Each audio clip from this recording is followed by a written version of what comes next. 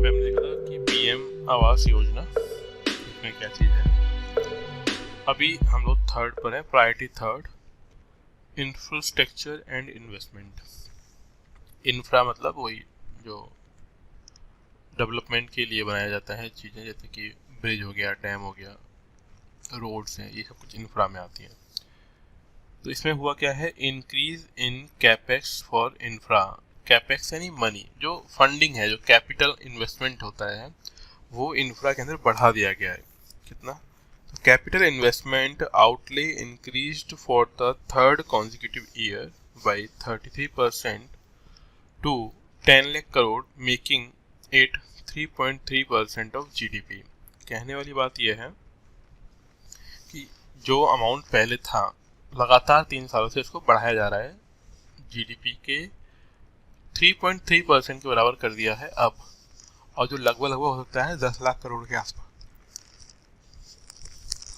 10 लाख करोड़ बहुत बड़ा अमाउंट है।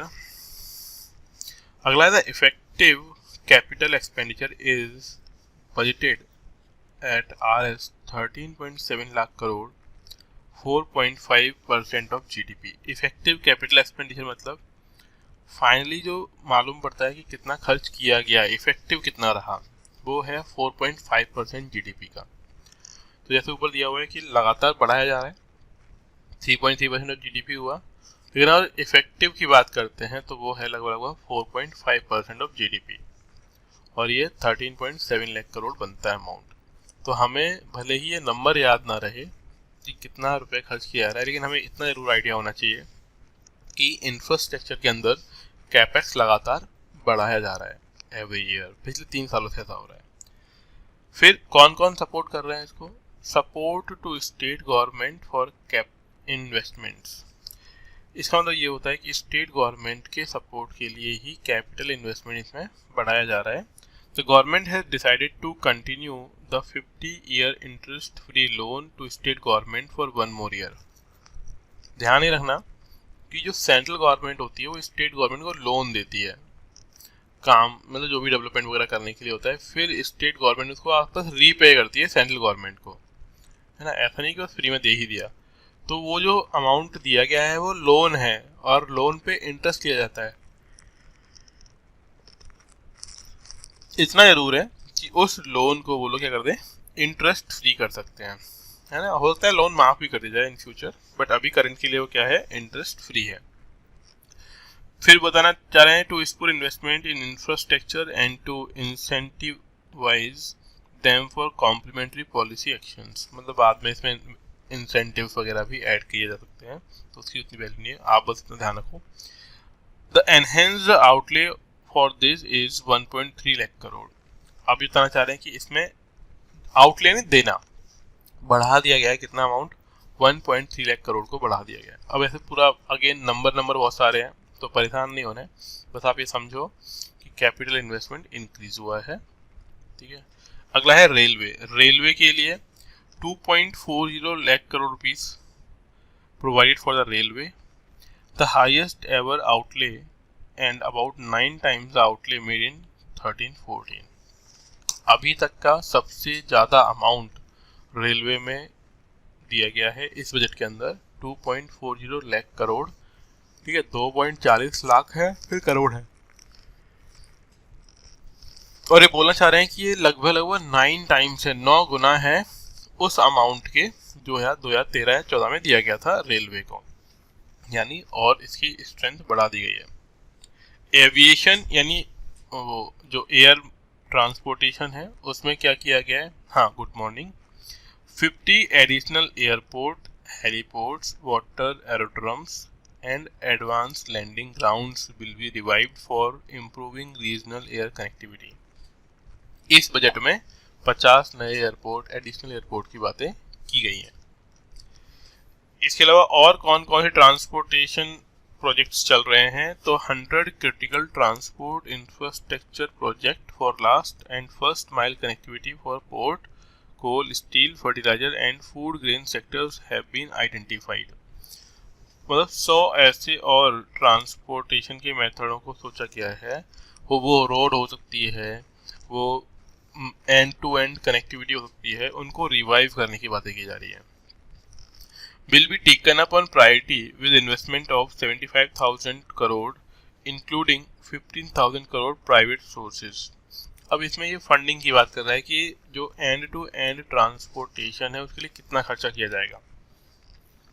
तो रोड बनाने बेसिकली समझना है हमको, तो रोड बनाने के लिए अलग से जो end to end mile connectivity, बिल्कुल अंतिम आदमी को जोड़ने के लिए जो रोड बनानी है, उसमें कितना फंड दिया जाएगा?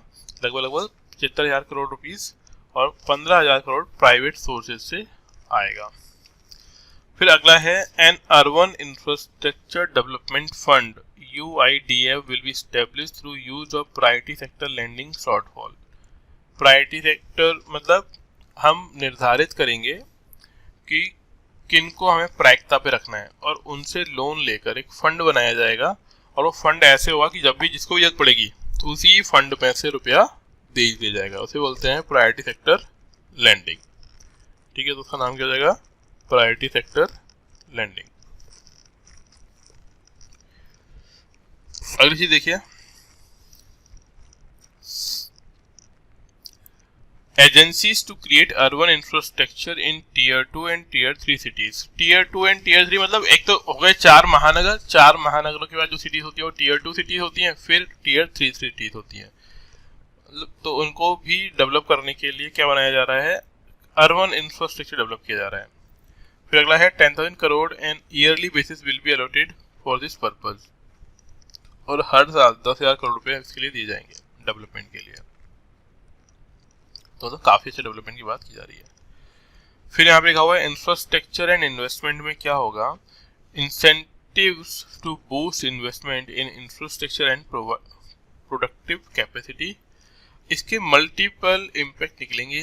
क्या होंगे मल्टीपल इम्पैक्ट? कि इससे ग्रोथ बढ़ेगी और एम्प्लॉयमेंट भी जनरेट होगा। मतलब जब भी ट्रांसपोर्टेशन स्ट्रांग होता है, कनेक्टिविटी स्ट्रांग होती है, तो उससे ग्रोथ होती है कंट्री की, और प्लस साथ ही साथ ग्रोथ के साथ साथ एम्प्लॉयमेंट भी बढ़ता है। एक तो ग्रोथ और दूसरा एम्प्लॉयमेंट। अब इसमें अगेन वही चीज़ हमने ऊपर पढ़ी थी वो गिवन है, क्योंकि उसी ऊपर वाली चीज़ को यहाँ पे पॉइंटों में गिवन दिया गया है। फोर्थ पे आइए, प्रायोरिटी 4 क्या है? Unleashing the potential. Leasing the मतलब रिलीज करना, अनलीजिंग द पोटेंशियल। हम पोटेंशियल को बढ़ा रहे हैं अपने। कैसे बढ़ाएंगे? रिड्यूस्ड कंप्लाइंसेस एंड जन विश्वास बिल। कंप्लाइंसेस यानी प्रॉब्लम्स को कम करना पब्लिक की, और जन विश्वास बिल लाया जा रहा है। क्या होगा उसमें? To enhance ease of doing business, more than 39,000 compliances have been reduced and more than 3,400 legal provisions have been decriminalized under the amendment of the Companies Act 2013। इसका मतलब ये है कि हम ये कर रहे हैं अब कि एक तो कंपनीज जो आ रही हैं यहाँ पे जो बिजनेस करेंगी उनको समस्याएं ना आए, पहली चीज। दूसरा, डीक्रिमिनलाइज्ड जो लॉ हैं वो क्रिमिनल लॉ नहीं रहेंगे, वो नॉर्मल लॉज हो जाएंगे। ऐसा कुछ करा जा रहा है, और इसके लिए अमेंडमेंट होगा कंपनीज एक्ट के अंदर, और ये कंपनीज एक्ट जो 2013 में बना था उसके अंदर चेंज किए जाएंगे। To further the trust based governance, the government introduce the Jan Vishwas bill to amend 42nd general acts. यानी पब्लिक के मन में एक भरोसा कायम हो जाए, उसके लिए जन विश्वास बिल लाया जा रहा है। तो ये बड़ी बात है, तो आप ध्यान रखिएगा। जन विश्वास बिल किससे रिलेटेड है? Ease of doing business. Business करने वाले लोगों के लिए आसानी करने के लिए ये बिल लाया जा रहा है, जिसका नाम है जन विश्वास बिल। फिर अगला है centre of excellence for AI। ठीक है, AI यानी आर्टिफिशियल इंटेलिजेंस के लिए सेंटर फॉर एक्सीलेंस बनाया जा रहा है। यानी हम लोग या फिर इंडिया आर्टिफिशियल इंटेलिजेंस में कैसे कितना आगे बढ़ सकते हैं, उसके लिए ये दिया हुआ है बजट के अंदर। To realise the vision of make AI in India and make AI work for India, 3 centre of excellence for artificial intelligence will be set up in top educational institutions. यानी कुल मिला के 3 सेट किए गए हैं बड़े बड़े इंस्टीट्यूट के अंदर, इसमें प्लेस AI पे काम करने के लिए। AI मतलब आर्टिफिशियल इंटेलिजेंस। आने वाले फ्यूचर में AI का ग्रोथ बहुत ज़्यादा है। ठीक है, तो नेशनल डेटा गवर्नेंस पॉलिसी। अगला क्या है? नेशनल डेटा गवर्नेंस पॉलिसी की गवर्नेंस किस तरीके से की जाएगी, किस चीज़ की, डेटा की, प्रशासन कैसे काम करेगा डेटा के लिए, वो देखिए। To facilitate innovation and research by startups, जितने भी स्टार्टअप्स हैं, स्टार्टअप्स मतलब जो नई नई कंपनीज हैं, तो उसमें कैसे डेटा का मैनेजमेंट होता है, उसके लिए national data governance policy will be brought out which will enable access to anonymised data. Anonymised data मतलब जिसकी कोई जानकारी नहीं है। अब कहने की बात ये हो गई कि नेशनल डेटा गवर्नेंस पॉलिसी बनेगी, कोई भी डेटा का मिसयूज नहीं कर सकता। डेटा कुछ भी हो सकता है, आपका नेम, आपका प्लेस, आपका आधार कार्ड का डेटा, कुछ भी इंफॉर्मेशन, उसे हम लोग डेटा बोल सकते हैं। फिर एक है डिजी लॉकर, ये ऐप भी आती है डिजी लॉकर की, इसमें आप अपने डॉक्यूमेंट्स 10th 12th की मार्कशीट, डोमिसाइल वगैरह उसको सेव करके रख सकते हो। तो digi locker for data sharing, अब आप अपनी इंफॉर्मेशन डेटा शेयरिंग किससे कर सकते हो, डिजी लॉकर से ही कर सकते हो। An entity DigiLocker will be set up for use by MSME, large business and charitable trust for storing and sharing documents online securely whenever needed with various authorities, regulator, banks and other business entities। अब देखो digi locker बहुत सी चीज़ है। Digi locker का मतलब ये है कि आप गाड़ी चलाते हो, अपनी RC या अपना ड्राइविंग लाइसेंस आप उसमें सेव कर लो। डिजी लॉकर के अंदर एक ऐप होती है, तो आपको फिजिकल फॉर्म में, यानी वो कार्ड रखने की रिक्वायरमेंट नहीं होगी जेब के अंदर। कभी भी अगर आप कोई पूछता है तो उनको वो सब चीज़ें उसमें दिखाई जा सकती हैं। तो ये इसका यूज है डिजी लॉकर का। अगला है रिजॉल्विंग डिस्प्यूट्स। जो भी डिस्प्यूट्स हो रहे हैं उनको कैसे रिजॉल्व किया जाएगा। देखो डिस्प्यूट को लंबा बढ़ाओगे तो डेवलपमेंट रुक जाएगा कंट्री का, तो डेवलपमेंट ना रुके कंट्री का, उसके लिए डिस्प्यूट को कैसे रिजॉल्व करना है जल्दी से जल्दी। तो इसमें देखो विवाद से विश्वास, less stringent contract execution for MSME being provided as a relief to the MSME affected during the COVID period। तो कहने वाली बात है विवाद से विश्वास। विवाद हो गया है तो अब गवर्नमेंट को कुछ ऐसा करना है कि लोगों में विश्वास हो जाए। उसके लिए उन्होंने जितने भी विवाद थे उनको आसान कर दिया निपटारा उनका। Easier and standardise settlement scheme enabling faster settlement of contractual disputes of government and government undertaking. तो जो कॉन्ट्रैक्ट वाली चीज़ें होती हैं, देखो सबसे बड़ी दिक्कत है किस पे आती है, कॉन्ट्रैक्ट के अंदर आती है। मान लो कॉन्ट्रैक्ट में कोई बिजनेस प्रपोजल में कॉन्ट्रैक्ट किया गया कि एक ब्रिज बनाना है। अब इन्होंने ब्रिज तो बना दिया बट बहुत घटिया सामान उसमें उपयोग किया और ब्रिज टूट गया।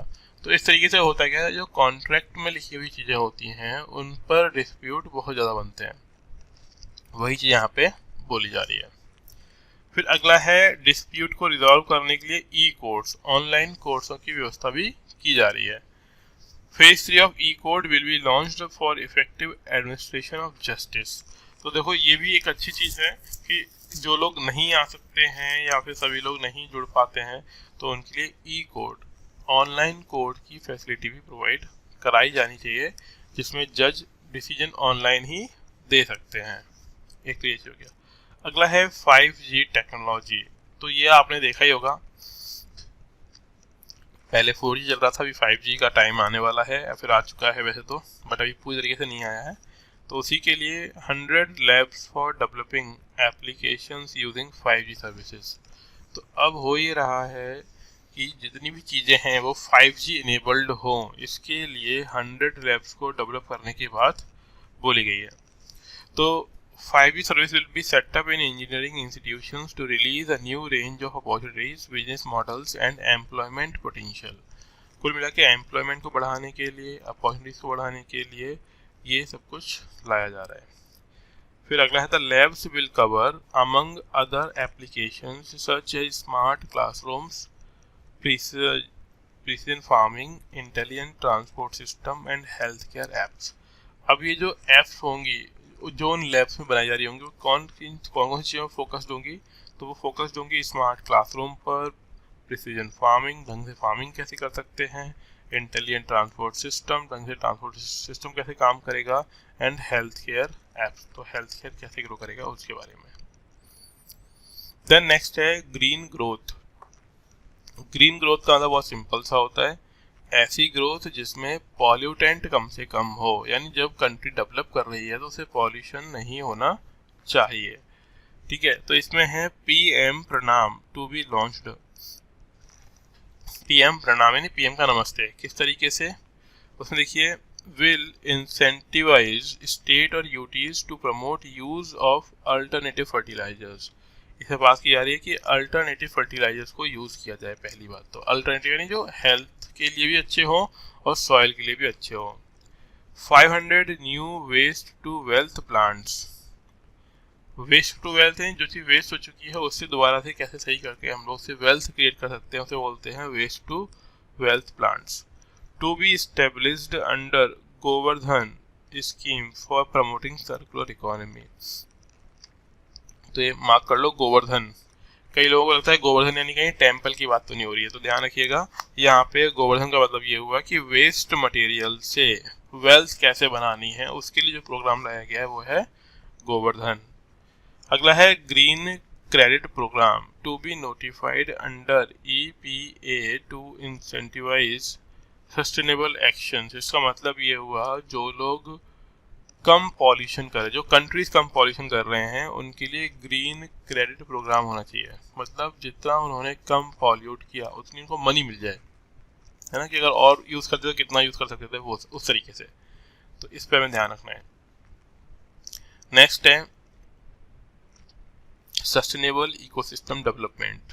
सस्टेनेबल इकोसिस्टम डेवलपमेंट, इसमें है MISHTI MISHTI to be taken up for mangrove plantation along the coast line. Mangrove plantation से जुड़ी हुई चीज़ है। मैंग्रोव एक तरह की वेजिटेशन होती है, वहाँ पे जो प्लांट ग्रो होंगे, जो ट्री ग्रो होंगे उनके लिए।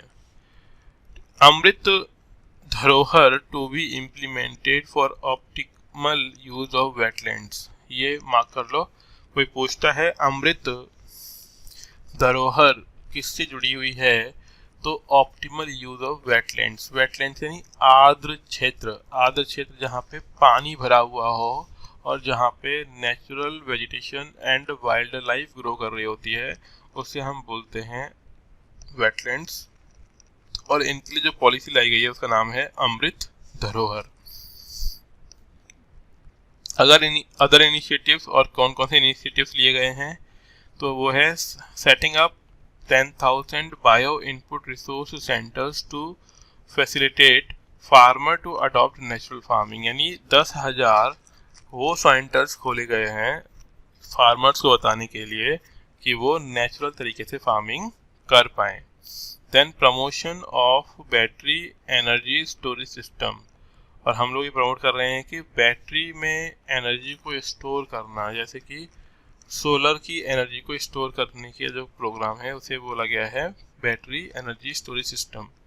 द नेक्स्ट है promotion of coastal shipping for energy. Promotion of coastal shipping, ठीक है ना, एनर्जी एफिशिएंट ट्रांसपोर्टेशन। जो भी चीज़ कोस्ट पर आ रही है, वो जो कोस्टल थिंग्स हैं वो सभी लोगों तक प्रॉपरली पहुंच पाए, ठीक है, प्रमोशन हो पाए उस चीज़ का, शिपिंग वगैरह हो पाए, उस पर यहाँ पे ध्यान दिया जा रहा है। नेक्स्ट है funds to be allocated for replacing old polluting vehicle, और पुराने व्हीकल को चेंज करके उनको ठीक ठाक करना या फिर उनके पॉल्यूशन को रिड्यूस करने के लिए फंड यहाँ पे गवर्नमेंट की तरफ से दिया गया है।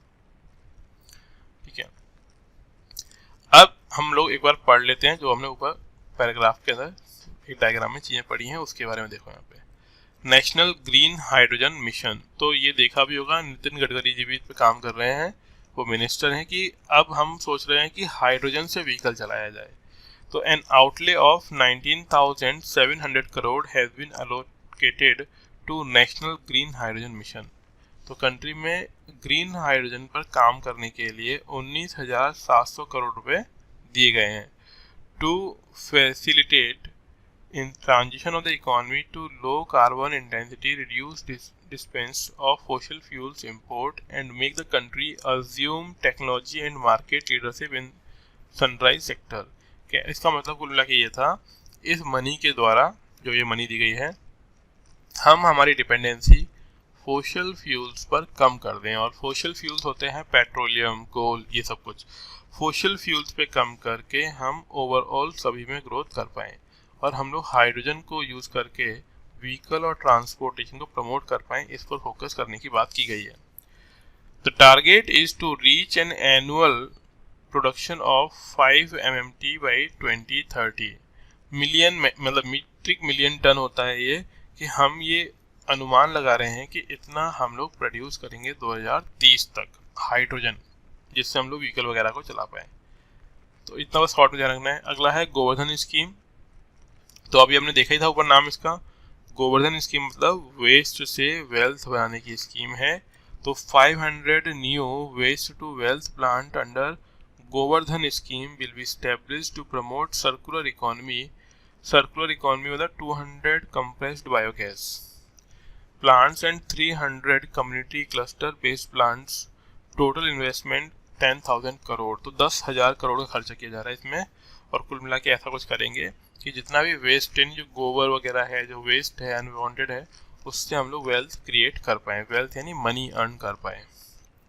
In due course 5% of CBG mandate will be introduced for all organisations marketing natural and biogas. ठीक है, CBG कंप्रेस्ड बायोगैस को यूज़ करते हुए बोलना है कंपलसरी है कि हर कोई इंसान कम से कम 5% तो यूज़ कर ले, यानी गोबर जो भी उसके पास आ रहा है ना वेस्ट मटेरियल, उसको वो यूज़ करे एनर्जी के अंदर। ये कंपलसरी कर दिया गया सभी के लिए। ठीक है, अगला है जो इनिशिएटिव लिया गया है, ये इनिशिएटिव ध्यान रखना सारे के सारे।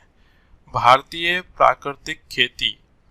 प्राकृतिक खेती का मतलब ये होता है जहाँ पे हम artificial fertilisers, pesticides, insecticides use नहीं करेंगे।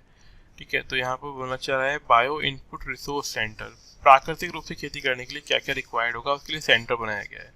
Over the next 3 years the centre will facilitate 1 crore farmers to adopt natural farming by setting up 10,000 bio input resource center, creating a national level distributed micro fertilizers and pesticides manufacturing network।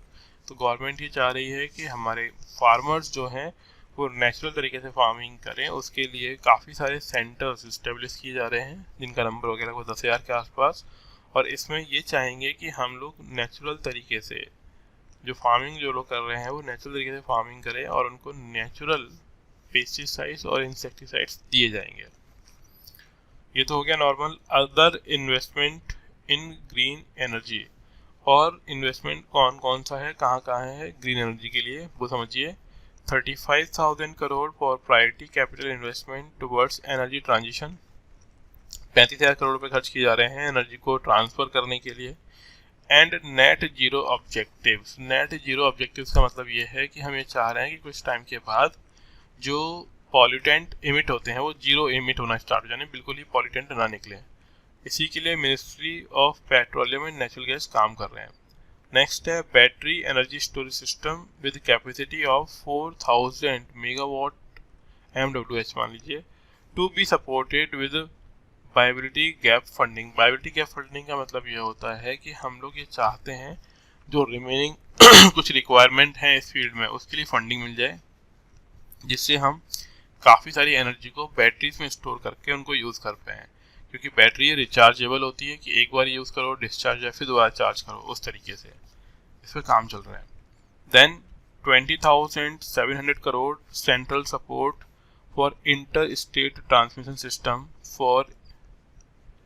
अब ये inter state transportation के लिए grid integration किया जा रहा है। Grid यानी एक नेटवर्क बनाया जाएगा रोड्स का, ठीक है ना। इस तरीके से जब बनाते हैं नॉर्थ टू साउथ और ईस्ट टू वेस्ट, तो ये ग्रिड होता है। ठीक है, ध्यान रखना, नॉर्थ टू साउथ और ईस्ट टू वेस्ट जब सिस्टम या रोड कुछ बनाई जाती है तो उसे बोलते हैं ग्रिड। और इसके लिए 13 gigawatt renewable energy from Ladakh, एक तो ग्रिड इंटीग्रेशन किया जा रहा है और साथ ही लद्दाख से 13 गीगावाट रिन्यूएबल एनर्जी प्रोड्यूस करने की बात की जा रही है। रिन्यूएबल का मतलब होता है जिसको बार बार यूज में लाया जा सके, और इसका मतलब ये भी होता है कि ये लेस हार्म करेगी हमारे एनवायरनमेंट को। तो रिन्यूएबल एनर्जी एक तो कभी ख़त्म नहीं होती है, रिन्यू होती रहती है बार बार, और दूसरी बात हमारे एटमॉस्फेयर को या हमारे लैंड वगैरह को है ये ज़्यादा हार्म नहीं करेगी as compare to fossil fuels ठीक है, वो तो बहुत ज़्यादा हार्म करते हैं। ठीक है, डन। अब ये हो गया। नेक्स्ट है यूथ पावर। यूथ पावर यानी यंग पर्सन्स क्या कर रहे हैं।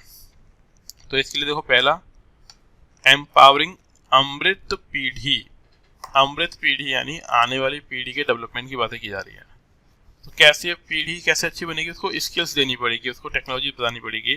तो प्रधानमंत्री कौशल विकास योजना 4.0 ये स्टार्ट हुई है। प्रधानमंत्री कौशल विकास योजना on job training industry partnership new age course like AI robotics, ठीक है, mechatronics, 3D printing, drone ETC। ये सब लेटेस्ट टेक्नोलॉजी है, इस पर काम किया जा रहा है और इसके पर काम करने के लिए कौशल विकास योजना को स्टार्ट किया गया है। किसी को स्टार्ट किया गया है?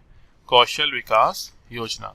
कौशल विकास योजना का मतलब ये होता है कि लोगों के अंदर स्किल्स को डेवलप करना है, और स्किल डेवलप करनी है तो skill India digital programme start किया गया है, प्लेटफॉर्म। ठीक है, तो इसमें होगा क्या? Expanding digital ecosystem to enable demand based formal skill linking with employees and facilitating access to entrepreneurship schemes. तो लोगों को क्या किया जाएगा? इनेबल किया जाएगा या फिर अवेयर किया जाएगा न्यू टेक्निक से, न्यू स्किल्स से, जिससे वो कुछ कर पाए। इसीलिए इसको बोला गया है अमृत पीढ़ी। दूसरा, यूथ पावर के लिए क्या है? अमृत पीढ़ी में और चीज़ें क्या मिलेंगी? National apprenticeship programme scheme. Apprenticeship programme scheme मतलब स्टार्टिंग में उन्हें सपोर्ट देने के लिए, to provide stipend support 40 lakh youth in 3 years. तो 3 सालों में, अगले 3 सालों में लगभग 47 लाख मतलब 47 लाख लोगों को स्टाइपेंड, यानी अगर वो कोई डेवलपमेंट वाला काम कर रहे हैं, कुछ पढ़ाई वढ़ाई कर रहे हैं, तो एक स्मॉल अमाउंट ऑफ मनी उनको दी जाएगी, उसे स्टाइपेंड बोलते हैं, वो इनको दिया जाएगा। Then boosting tourism. टूरिज्म को प्रमोट करने के लिए 50 destination to be selected and developed as compared package for domestic and foreign tourism. Domestic और फॉरेन टूरिज्म को इम्प्रूव करने के लिए भी 50 डेस्टिनेशन बनाई जा रही है। मतलब लोग घूमने जाएंगे तो वही आगे अगेन इकॉनमी रन करेगी, डेवलपमेंट होगा, है ना, वो सब कुछ। इसलिए अगला है setting up of unity malls in state capitals. और हर स्टेट कैपिटल में यूनिटी मॉल डेवलप किए जाएंगे for promotion sale of ODOPs, यानी one district one product, GI and handicraft process. GI क्या होता है? GI यानी जियोलॉजिकल टैग हम देते हैं किसी का, मतलब किसी भी जगह कोई फेमस चीज़, जैसे मथुरा के पेड़ है, तो इस तरीके की चीज़ें हम लोग सपोर्ट करेंगे। और जो भी हैंडीक्राफ्ट यानी जो हाथ से बनाई गई चीज़ें होती है ना, उन पर काम किया जा रहा है, उसको भी प्रमोट करेंगे। तो इन सब चीज़ों के लिए ये बताया गया है यहाँ पे। तो ये हो गया यूथ का। फिर फाइनेंशियल सेक्टर में क्या हो रहा है? फाइनेंशियल यानी मनी के फील्ड में, तो credit guarantee for MSMEs। MSME हमको मालूम ही होता है छोटे और मध्यम उद्योग वाले लोग, उनके लिए रुपया, उधारी का रुपया, क्रेडिट यानी लोन, जिससे वो कुछ काम कर पाए, वो क्रेडिट की बात की जा रही है कि जो MSME के लोग हैं उनको क्रेडिट दिया जाएगा, लोन दिया जाएगा। ठीक है, तो वो देखिए इसमें कैसे होगा। इन 2022 the credit guarantee scheme for MSME was revamped and will take effect from 1st April 2023 through infusion of 9,000 crore in the corpus। कहने वाली बात यह है कि MSME को प्रॉपर तरीके से कुछ फंडिंग मिल पाए, यानी कुछ मनी मिल पाए, उसके लिए 9,000 करोड़ का फंड रखा गया है। This will enable additional collateral free guarantee credit for up to 2 lakh crore. और यहाँ पे कोलेटरल फ्री यानी गिरवी रखे बिना, कुछ भी गिरवी रखे बिना 2 लाख करोड़ रुपए का लोन दिया जा सकता है लोगों को। The cost of credit will be reduced by about 1%। Cost of credit यानी लोन लेने में आने वाला खर्चा 1% से भी कम होगा। तो ये अच्छा किया जा रहा है किन लोगों के लिए? MSME के लिए। तो ये इसमें बजट में बता दिया गया है। अगला है financial information registry. A national financial information registry will be set up to serve as a centre repository of financial and ancillary information. इसका मतलब ये है कि अब लोगों को फाइनेंशियल इंफॉर्मेशन मिलेगी और इसके लिए एक कॉमन, एक सेंट्रल रिपोजिटरी बनाई जा रही है, जो कि फाइनेंशियल इंफॉर्मेशन को स्प्रेड करेगा, सभी लोगों तक पहुंचाएगा। मतलब वही टैक्सेशन सिस्टम, ठीक है, कैसे रन करना है, वो सब कुछ सभी के लिए कॉमन हो जाएगा। This will facilitate effective flow of credit, promote financial inclusion and foster financial stability. इस चीज़ से क्या क्या आएगा? एक तो क्रेडिट का फ्लो बढ़ जाएगा, मतलब उधारी, रुपए। इसको आप पॉजिटिव इस तरीके से मानिएगा कि जिन लोगों के पास रुपए नहीं होते हैं काम करने के लिए, उनको अगर लोन मिल जाए तो वो काम कर सकते हैं और दैन उनका काम बढ़ भी सकता है। तो वो सब कुछ चीज़ें। फाइनेंशियल इंक्लूजन को प्रमोट करना है। फाइनेंशियल इंक्लूजन का मतलब होता है सभी लोगों तक फैसिलिटीज पहुंच पाएँ। एंड फोस्टर फाइनेंशियल स्टेबिलिटी, और सभी लोग स्टेबल हो पाए फाइनेंशियल के फील्ड में, मनी के फील्ड में। वो फोस्टर यानी इम्पोज किया जाएगा ये वाला काम। Then a new legislative framework designed in consultation with RBI will govern this credit public infrastructure. जो लोन दिया जा रहा है वो टाइम पर वापस भी आ जाए, उसके लिए किसके साथ मिलकर काम करा जाएगा? आरबीआई के साथ। Then small saving schemes develop की जाएंगी जिसमें इंसान अपनी छोटी छोटी बचत करेगा। तो टू कॉमरेट आज़ादी का अमृत महोत्सव, जैसे कि हम बार बार बोल रहे हैं कि आज़ादी का अमृत महोत्सव मना रहे हैं। One time new small saving schemes, Mahila Samman saving certificates will be made available for a 2-year period up to March 2025। Mahila सम्मान के नाम से सेविंग सर्टिफिकेट दिए जाएंगे, मतलब जितना रुपये जमा करा रहे हो उसको सर्टिफिकेट मिलेगा, तो उससे थोड़ा अच्छा फील हो सकता है। बस इतनी सी बात है। This will offer deposit facility up to 2 lakh in the name of women or girl, interest rate 7.5% with partial withdraw option. मतलब ये मान लो रुपए जमा कर सकते हो 2 लाख रुपए और रेट ऑफ इंटरेस्ट मिलेगा 7.5%। जब जरूरत मिले तो पूरा नहीं निकाल पाओगे, पार्शियल अमाउंट को आप विड्रॉ कर सकते हो। ये ध्यान रखना कि जितना रुपए जमा कराया था ना उसको पूरा का पूरा वापस नहीं ले पाओगे, उसका पार्शियल अमाउंट ही वापस मिल रहा है। पार्शियल यानी कुछ पार्ट। अब एक तो ये हो गया, ये किसके लिए हो गया? फीमेल के नाम, वुमेन और गर्ल्स के नाम पे है। फिर अगला है the maximum deposit limit for senior citizen saving schemes will be enhanced from 15 lakh to 30 lakh. तो जो सीनियर सिटीजन लोग हैं उनके लिए भी इस अमाउंट को बढ़ा दिया गया है। पहले 15 लाख रुपए तक जमा करा सकते थे वो लोग, अभी वो कितना जमा करा सकते हैं? 30 लाख रुपए तक। ठीक है, तो ये भी प्लस ही हुआ है। उसके बाद अगली चीज देखिए, the maximum deposit limit for monthly income account schemes will be enhanced from 4.5 lakh rupees to 9 lakh rupees for single account। कि मंथली यानी मंथली कितना जमा कर सकते हो आप, तो उसके लिए भी लिमिट को बढ़ा दिया गया है। यानी कुल मिला के गवर्नमेंट चाहती ये है कि आप अधिकतम सेविंग करें और जो भी सेविंग करें बैंकों में जमा कराएं, क्योंकि उससे देश का डेवलपमेंट होता है। जितना अमाउंट आप जमा कराओगे बैंकों में उससे देश का भला होता है ना। गवर्नमेंट उसको लोन पे दे देगी, लोन पे देगी, फिर उससे डेवलपमेंट होगा, ये सब कुछ।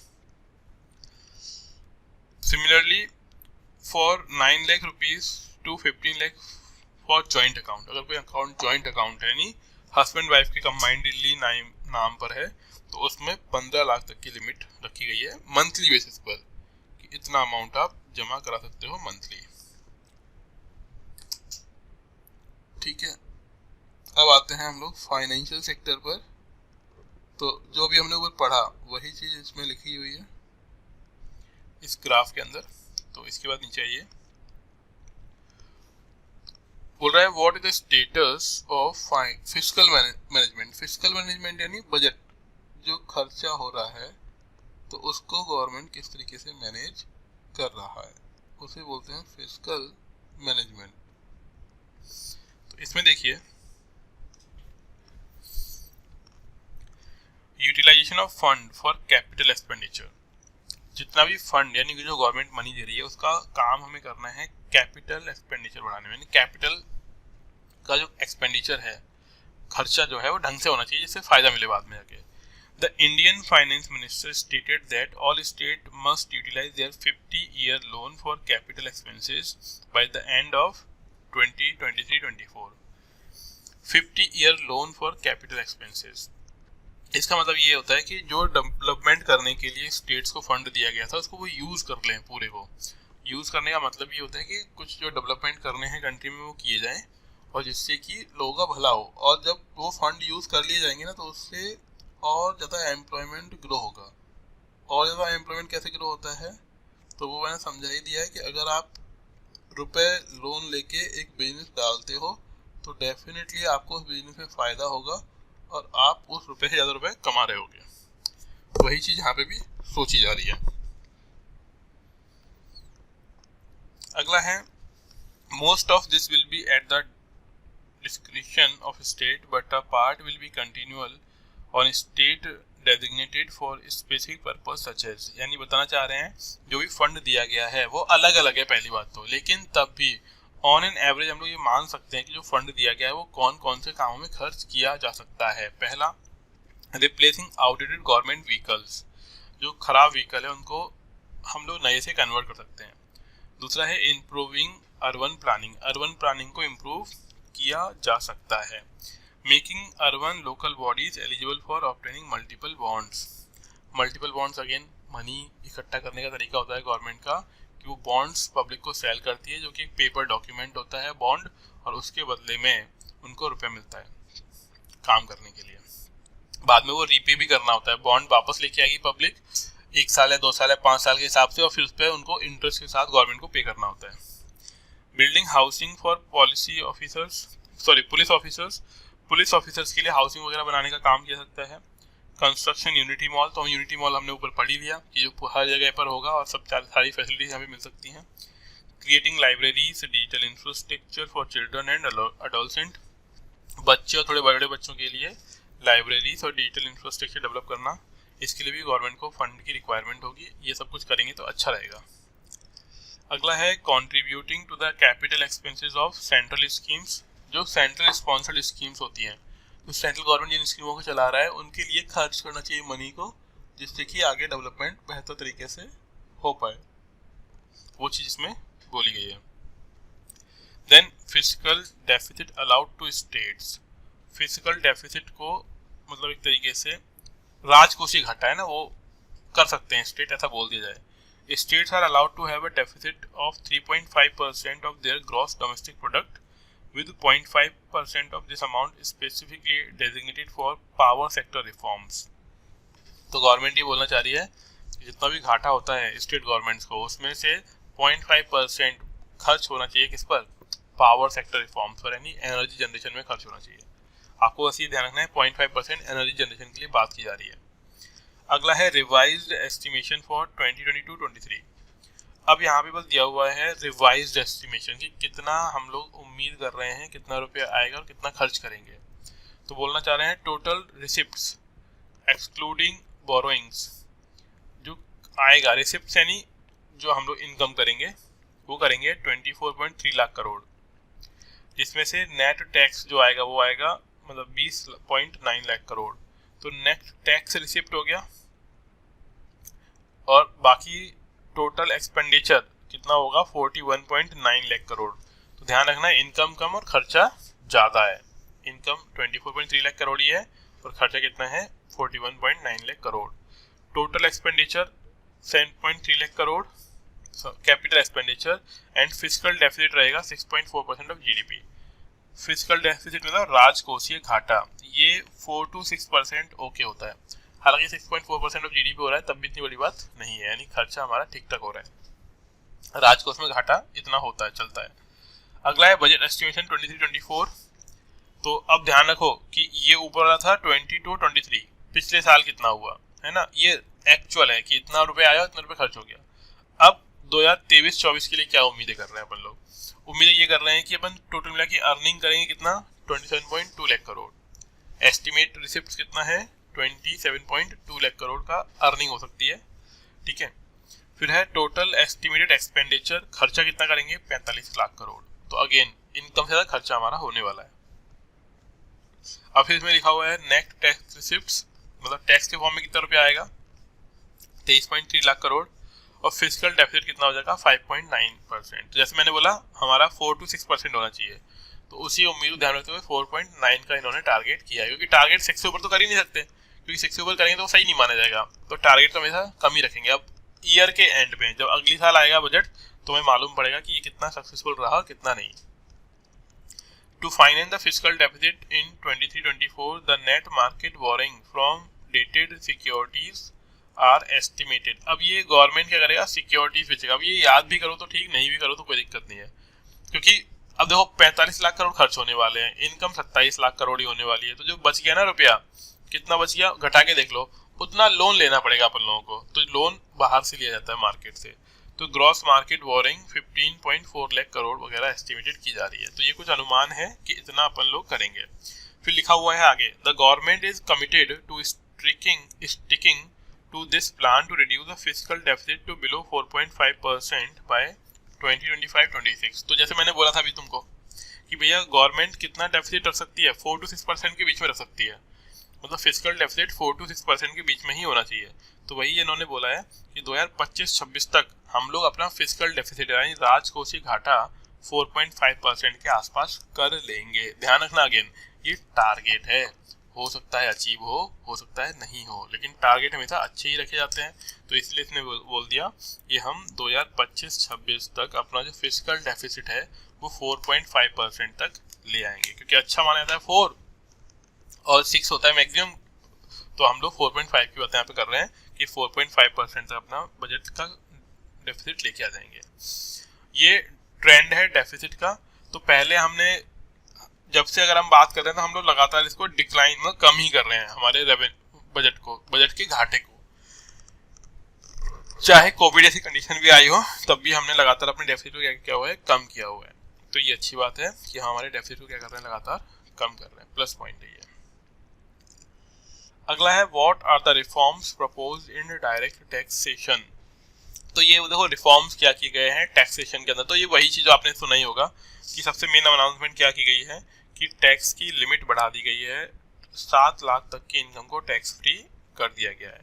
It mean that the person in the new tax regime with income up to 7 lakh will not have to pay any tax. तो जिसकी भी इनकम 7 लाख तक है उसे कोई टैक्स पे करने की जरूरत है नहीं।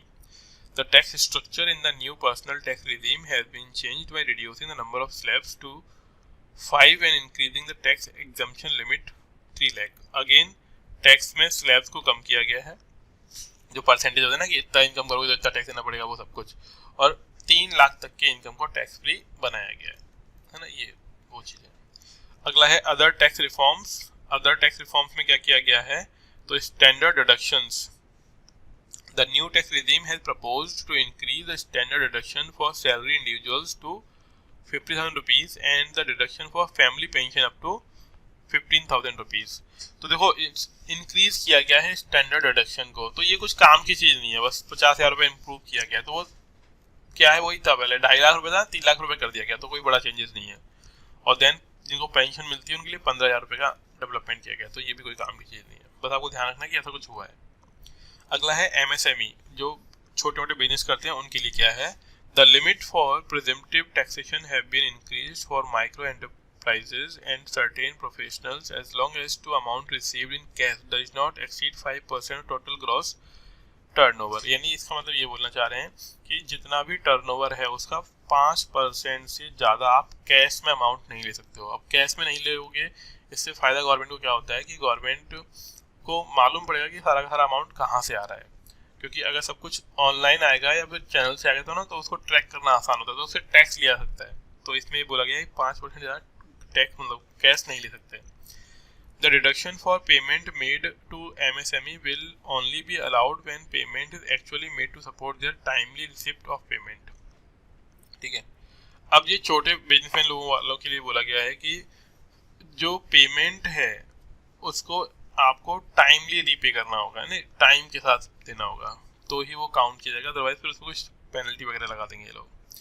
फिर अगला है कॉपरेटिव्स के लिए क्या किया गया है, तो कॉपरेटिव्स के लिए टैक्स रिज्यूम को कम किया गया है, लोअर टैक्स रेट ऑफ 15%। उनके लिए क्या कर दी गई है, 15% टैक्स इफेक्टिव कर दिया गया, पहले ज़्यादा था ये। The limit for cash deposits and loans for primary agriculture cooperative societies and primary cooperative agriculture and rural development banks have been increased 2 lakh rupees per member. ठीक है, तो कैश डिपॉजिट एंड लोन्स की लिमिट बढ़ा दी गई है कि इंसान कितना कैश डिपॉजिट कर सकता है और लोन्स वगैरह के रिगार्डिंग, लेकिन ये ध्यान होना चाहिए, ये होना चाहिए प्राइमरी एग्रीकल्चर कोऑपरेटिव्स के अंदर। तो पर मेंबर 2 लाख रुपए का ये लिमिट यहाँ पे रखा गया है। अगला है TDS tax reduction at source on cash withdrawal for cooperative society has been increase 3 crore rupees. अब ये क्या होता है कि TDS लगता है कि अगर आपने एक साथ ही बहुत सारा अमाउंट रुपया निकाला तो टैक्स कट जाता है। अब वो लिमिट कर दी गई है 3 करोड़ की कि 3 करोड़ रुपए तक निकालोगे तब टैक्स लगेगा। देन है स्टार्टअप्स, तो स्टार्टअप्स के लिए भी वही है, जो नए नए बिजनेसेस खोलते हैं स्टार्टअप बोलते हैं। The date for startup to receive income tax benefit has been extended to 24, मतलब स्टार्टअप्स के लिए टैक्स बेनिफिट दिया गया है। The carry forward of losses for startups has been increased from 7 years of incorporation to 10 years। तो plus ये भी सोचा गया है कि जो नए नए स्टार्टअप होते हैं ना, उन पे जो लॉसेस होते हैं उस लॉसेस को वो 7 साल 10 साल तक अपने आगे कैरी फॉरवर्ड कर सकते हैं, इस पर बात की गई है। अगला है ऑनलाइन गेमिंग को, taxability on online gaming will be clarified with TDS and taxability on net winning at time of withdrawal or at the end of the financial year. यानी कहने वाली बात ये है कि जो ऑनलाइन गेम्स वगैरह खेलकर जो मनी अर्न करते हैं उन पर भी अब टैक्स लगेगा, तो वो चीज़ इन्होंने बोल दिया। अगला है conversion of gold into electronic gold receipts and vice versa will not be treated as a capital gains. अब ये बोलना चाह रहे हैं कि अगर हमने गोल्ड को इलेक्ट्रॉनिक गोल्ड रिसिप्ट में कन्वर्ट कर लिया, जो होता है डिजिटल गोल्ड खरीद दिया बस नंबर दिखता रहेगा, not be treated as a capital gain, उसे हम कैपिटल गेन नहीं मानेंगे, यानी इनकम नहीं मानेंगे, बस ये ध्यान रखना। अगला है एग्जेम्पशन फ्रॉम इनकम टैक्स, कौन लोगों को एग्जेम्प्ट यानी छूट दी गई है इनकम टैक्स के अंदर। तो income of authorities boards and commission set up by union state laws for housing towns village development and regulation will exempted from income tax. तो इनको इनकम टैक्स से बाहर रखा गया है, ठीक है, जो अथॉरिटीज वगैरह बनती है वो। दूसरा है Agniveer fund has been given exempt status payment received by Agniveer enrolled in Agnipath schemes 2020 will be exempt from taxes। तो अग्निवीर वाले लोगों को टैक्स से फ्री रखा गया है। Deduction in total income will be allowed for contribution to the Agniveer Seva Nidhi account by Agniveer और the central government. अगर कोई इनकम कोई अमाउंट देता है, मतलब कोई दान देता है या फिर कंट्रीब्यूशन देता है अग्निवीर निधि में, तो वो भी टैक्स से फ्री मानी जाएगी, यानी उस पर भी टैक्स नहीं लगेगा। कुछ समझ में आ पा रहा है आप लोगों को? हाँ जी, नींद विंद तो नहीं आ गई सुबह सुबह? नहीं सर, तुम्हें कोई आप समझने का। ठीक है। Common IT return form, IT return form यानी इनकम टैक्स रिटर्न, उसके लिए क्या किया गया है, to improve tax payer service the government rolled out a proposal for next generation common IT return form for tax payer convenience along with the plans of strengthen the grievances redressal mechanism. Grievances redressal mechanism का मतलब होता है कि कोई भी समस्या आएगी तो उसको समाधान करने के लिए, है ना, ये बनाया गया है, रोल्ड आउट किया गया है इसको कि एक कॉमन फॉर्म होगा सभी लोगों के लिए, और ये टैक्स स्लैब्स है कि कितनी इनकम तक कितना टैक्स देना होगा, है ना। तो लिखा हुआ है 2.5 लाख, 2 स्लैब्स हैं, एक है करंट कॉमन स्लैब्स और प्रपोज्ड इनकम स्लैब्स। करंट में ही चल रहा था, नया ही आ जाएगा। तो 2 लाख 2.5 लाख तक कोई टैक्स नहीं, नए में क्या हो गया 3 लाख तक कोई टैक्स नहीं। पहले 2.5 से 5 लाख तक 5% था, अभी 3 से 6 लाख के बीच में 5% टैक्स देना पड़ेगा।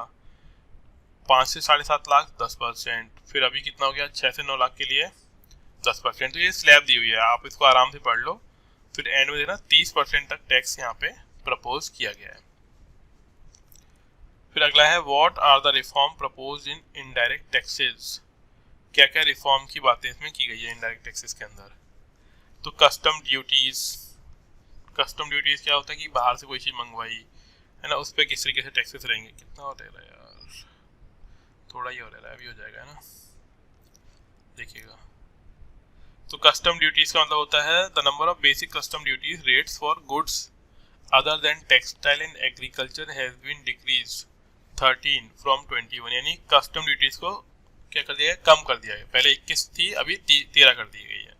फिर है national calamity contingent duty NCCD, ठीक है, on specified cigarettes revised upward about 16%, यानी इसमें टैक्स बढ़ा दिया गया है सिगरेट्स वगैरह पे। फिर अगला है increase duties article made from gold and platinum पर टैक्स बढ़ा दिया गया है। Import duty on silver doors bars and articles, तो इन पर भी टैक्स बढ़ा दिया गया है। इम्पोर्ट ड्यूटी यानी बढ़ा दिया गया, इंक्रीज टैक्स बढ़ा दिया गया। अगला एग्जाम्पशन फ्रॉम ड्यूटीज, किन चीज़ों को एग्जाम्प्ट रखा गया है, इस पर टैक्स नहीं लगेगा। कोई चीज़ बायोगैस से बनी हुई है, नेचुरल गैस से बनी हुई है उस पर, ठीक है। Testing agencies that import vehicle, automobile parts, components, sub systems and tyres for testing or certification purpose, यानी जो टेस्टिंग के पर्पज से जो चीज़ें मंगाई जाती हैं उन पर टैक्स नहीं लगेगा। अगला है also deadline for the custom duty on specified machinery for lithium ion cell manufacturing for EV batteries has been extended up to 24। यानी कहने वाली बात यह है ईवी को प्रमोट करने के लिए, इलेक्ट्रॉनिक व्हीकल को प्रमोट करने के लिए टैक्सेस को 2024 तक के लिए घटा दिया गया है। Denatured ethyl alcohol use in the chemical industries, मतलब इथाइल अल्कोहल पर भी टैक्स नहीं लगेगा। फिर है legislative changes in custom laws, कहाँ कहाँ पे लॉज चेंज किए गए हैं। The custom act 1962 is going to be revised to set a 9-month deadline for settlement. 9-month deadline for settlement का मेकिंग मतलब ये है कि अब ज़्यादा टाइम मिलेगा अमाउंट को सेटल करने के लिए।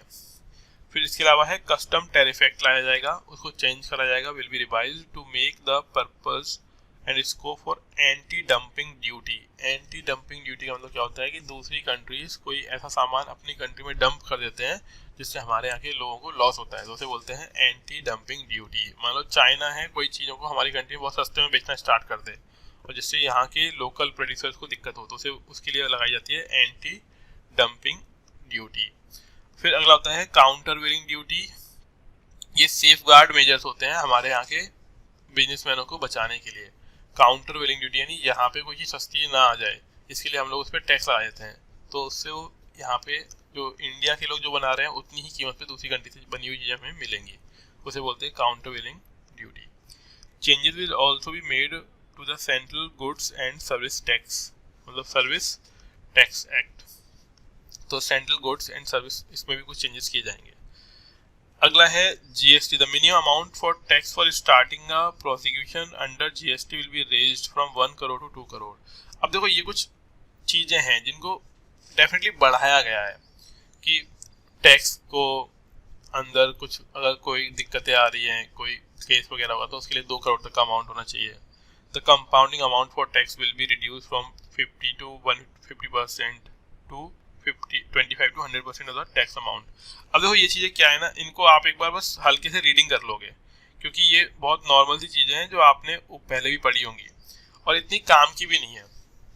कुल मिला के ये है कि जीएसटी कैसे फाइल करना है, ठीक है, ई कॉमर्स को कैसे प्रमोट करना है, तो यहाँ पे बोला हुआ है filing of GST return statement, ठीक है। फिर ई कॉमर्स, ये मोस्टली कॉमर्स वाले फील्ड है, फिर हमारे लिए तो यूजफुल नहीं है। आपको ये ध्यान रखना है कि हर चीज़ को ईजी करने के लिए गवर्नमेंट ने यहाँ पे कोशिश की है ना, कि चाहे कॉमर्स वाली बातें हो चाहे जीएसटी फाइल करना हो तो वो लोग हम कर सकते हैं। तो यहाँ पे लिखा हुआ है कि filing of return statement will be limited to maximum 3 years from due date, यानी 3 साल पुराना पीछे तक का आप जीएसटी फाइल वगैरह कर सकते हो इस तरीके से। Certain offences will be decriminalised, कुछ ऑफेंसेस हैं जो क्रिमिनल एक्टिविटी नहीं मानी जाएंगी, अब कुछ गलतियां हैं जो क्रिमिनल एक्टिविटी नहीं मानी जाएंगी, ऐसा इसमें बोला गया है, ठीक है। फिर एक ये है indirect tax proposals. Indirect tax proposals यानी कहाँ कहाँ पे टैक्स लगाया जाएगा, तो ग्रीन मोबिलिटी है ना, उस पर टैक्स होगा। कुछ एग्जेम्प्ट किए जाएंगे, मान लो कि अगर कोई बायोगैस से बना हुआ है तो एग्जेम्प्ट रहेगा, एक्साइज ड्यूटी नहीं लगेगी उस पर।